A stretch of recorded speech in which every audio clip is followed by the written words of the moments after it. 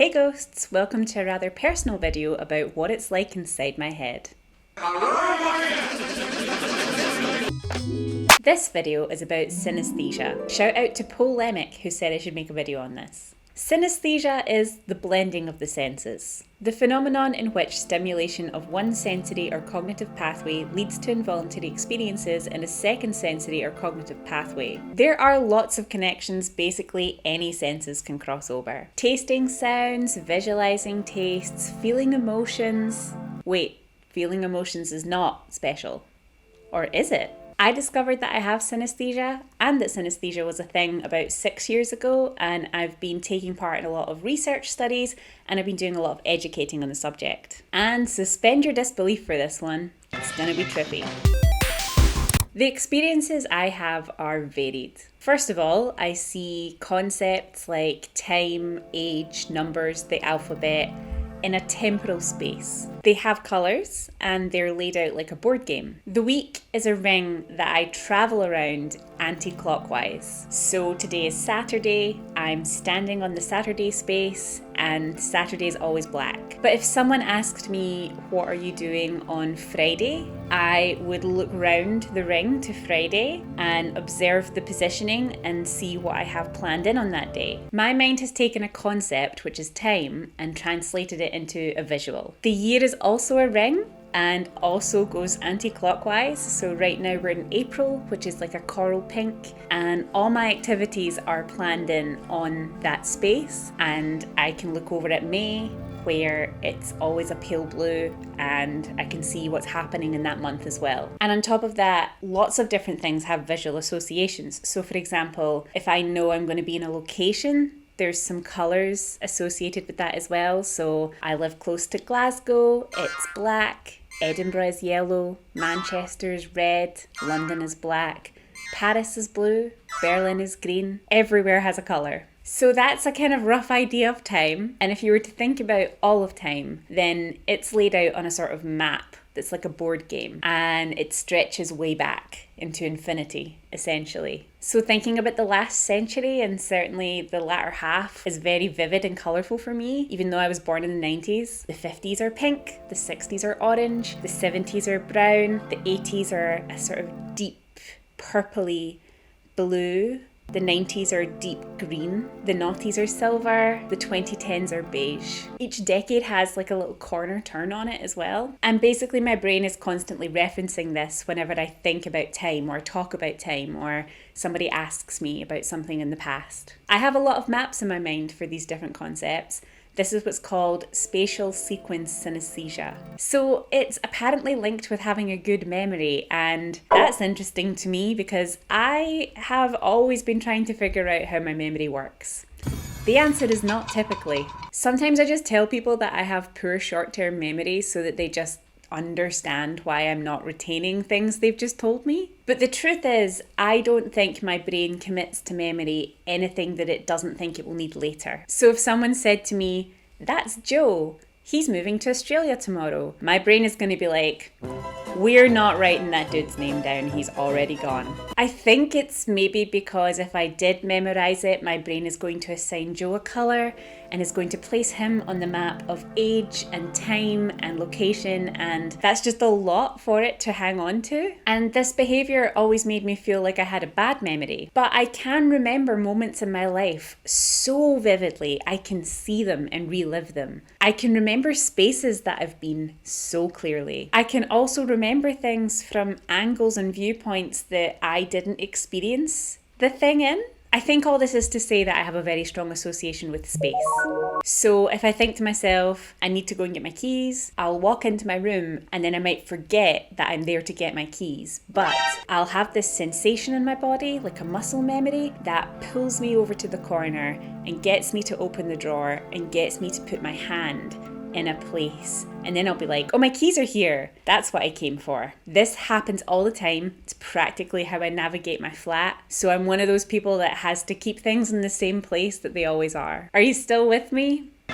Let's get weirder. Another type I have is chromesthesia. I hear sounds that I translate into visuals. Music is a delight, and a lot of my favourite songs are ones that are fun to explore. And I tend to really enjoy unconventional songs. Unconventional songs, and songs that subvert expectations because they have really interesting shapes and colours. And I, much like time, move through a visual journey when I listen to a song. Some of my favourite songs are Wish You Were Here by Pink Floyd, Daisies by Wet Leg, Pilot Jones by Frank Ocean. They're just really visually interesting as well as good songs. It's very hard to convey what they are actually like. Even when you're like, oh, is it 3D? Is that why it's hard to draw? It's like, I don't even know. I can't even figure out what dimension these are in. Yes, to 3D at least. Maybe there's more to it than that. But sometimes I get really ugly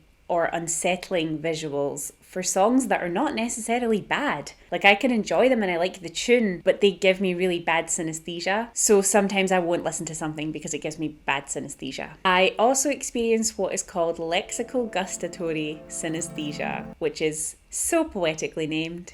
Basically, sometimes I taste a sound. It's not just hearing the sound of a can opening and then tasting Iron Brew, which is a soda for anyone not in Scotland. It's not directly related like that. So recently I was editing an audio-only interview of a guy who is from the northeast of Scotland, and it tasted like beer. Maybe my brain was making a connection that this is the type of lad that you would find in a pub. And that's not a diss, I've made many a friend in a pub. But it wasn't like anyone mentioned beer or discussed beer. There was no visual to go with, so the beer just came about as an association. And it wasn't that I thought consciously, oh, this guy reminds me of a pub. I was listening to him talk about something else, and then I tasted beer. Similarly, I was watching a film the other day and it wasn't a horror. It was just an ordinary film, and then I started to taste blood, and I'm definitely not dying of consumption. There are some other crossovers that I get. For example, sometimes I get a burning in my chest if I see something disturbing. I'm not going to go into that because I don't want to. But I think having synesthesia has shaped my perception of the world and who I am. People say that you experience synesthesia when you're on hallucinogenics or perception-altering drugs. So sometimes I wonder if my entire life is just one big trip. But I would say that I've never seen this as a disadvantage, although I have started to take a look at how I manage it and how that's different to how other people live their life. When I first realised that this wasn't the average human experience, which is what I thought until I discovered it wasn't, I started to do some research. There isn't a formal process that I know of to be diagnosed with synesthesia. I don't think any doctors particularly care, even within the neuroscience area. It's not listed in DSM-5, which you can Google what that acronym stands for, but basically it's the Bible of psychological disorders. But I have found some lovely people, doctors included, who are out there researching and trying to find answers on synesthesia. The first I came across was at the University of Sussex, who essentially got me to do some tests to prove I had synesthesia. It was all based on my colour grapheme experience, so basically they just asked me to give colours for all the letters of the alphabet, of numbers, and some other concepts. Then, about 6 months later, they asked me to do the exact same thing again. I obviously wasn't allowed to check what I'd written before, but to me it was kind of silly anyway, because at this point in time I was 26 and I had lived with these associations my whole life. It would be like asking me what my name was. It wasn't something that I would ever forget. It's always been that way in my head. But I suppose to them it proves that I'm not lying because I've produced the same results again. So then I made a BBC video about having synesthesia. But the video was really popular. Lots of people started to chime in with their own experiences of having synesthesia, which was lovely. Much like with my YouTube channel, I really enjoy reading through the comments and seeing what people have to say about the subject or bring their own experiences to the forefront. But one of my favourite comments, and it's not there anymore, I looked for it, I don't know what happened, if they deleted it, I wish it was still there. Basically, this guy went on a bit of a rant where he said, if you analyse her eye movements, you can tell that she's lying. Sir, if you have been watching my video on repeat analysing my eye movements. Thank you for the views, and congratulations on wasting your own time. This video then went on to be broadcast on television as part of a bigger show on neurodivergence, which I'm going to come back to in a moment. But the conversation for synesthesia started to grow for me at this point. I'm involved in studies at Glasgow University, and they get me to listen to sounds and then draw them in a virtual reality 3D space, which is really fun. And I also gave a talk on having synesthesia as part of Neurodivergency Week at the BBC recently. So yeah, it's been a journey. So interestingly, I have found myself being embraced by the neurodivergence community. Neurodivergent means that the neural pathways in your brain are divergent to the norm. But actually, the person who coined the term neurodivergent did so to recognise that everyone's brain develops in a different way. Apparently, even identical twins, it's like a fingerprint. They are all completely unique. And I'm 100% behind this. I can't even keep track of the amount of people that I've described synesthesia to, and they've gone, I think my brain does that too. Maybe I convert people into synesthetes.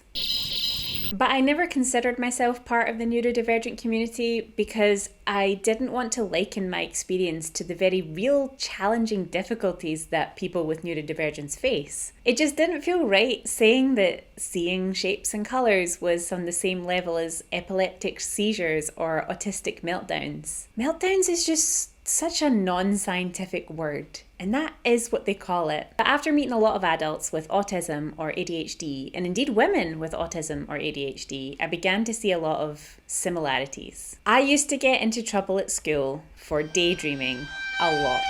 It used to be written in my report card that I was a daydreamer. I'm a really visual person, a very conceptual person. I am a concept. Nothing is real. But if we're having a conversation, especially about something creative, I might be staring off into space, but I'm basically imagining and referring to the concept of what's going on. I'm making a documentary at the moment, and I have some choices to make around structure, and so I wrote all my scenes out on post-it notes, and last night I stared at them for half an hour. And I was sort of mixing and imagining in my mind what I was doing with the structure and what little pieces of the scene I might need to add in or take out based on the footage I have. And this process was much faster than actually editing. I am conceptualizing what I've got and building this referential map inside my head so that I can then take the idea and run with it. But if you saw me, you'd probably just think I was doing nothing. But just knowing that this process is unique and it's linked to my brain being atypical has greatly relieved the pressure that I used to put on myself to fit into how everybody else works. And it's helped me manage my weaknesses. I know that if someone says something to me in a hurry and my brain isn't going to recognize it as key information, that I should write it down so that if I need to know it later, then I do. All hail the Notes app.